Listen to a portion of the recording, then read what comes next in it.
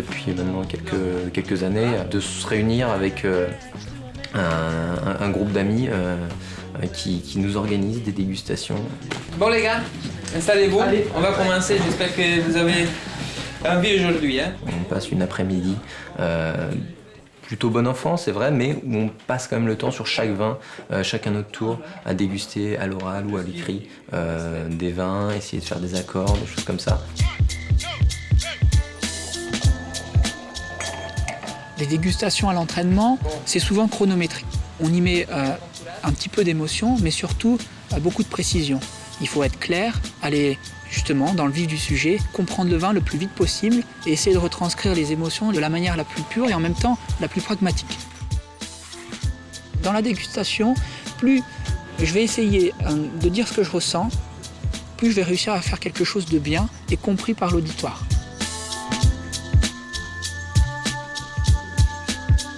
Et toi, pendant ton concours de meilleur sommelier d'Italie, tu as eu le même genre d'épreuves qu'ils sont en train de préparer? Effectivement, dans mon concours de meilleur sommelier d'Italie, j'ai eu des preuves assez similaires. Il y a les dégustations de 2 vins à l'aveugle, à écrit. Et j'ai eu 10 minutes chaque vin. Et c'est ça le plus difficile, c'est de gérer le temps.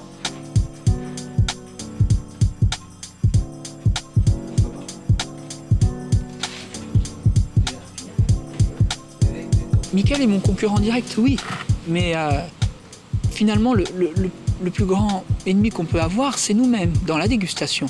Un concurrent, c'est embêtant quand c'est un calque. Et Florent, ça n'est pas un calque, et je ne suis pas un calque de Florent. Et c'est ça qui est formidable, c'est que chacun de nous deux, on a nos personnalités, nos façons de faire, et ça nous permet aussi, je pense, de nous équilibrer dans nos excès.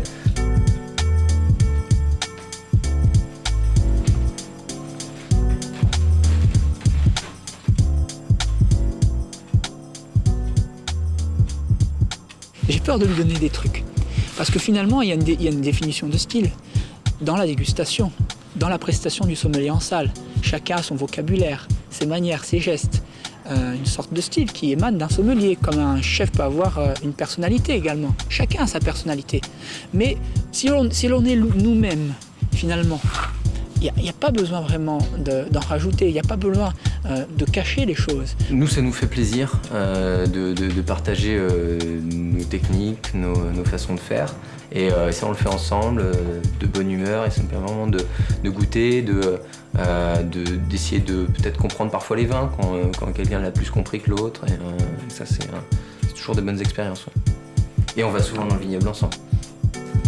C'est la plus belle partie. Après une bonne dégustation, c'est vraiment bien intéressant. Merci à vous d'être venus. Hein.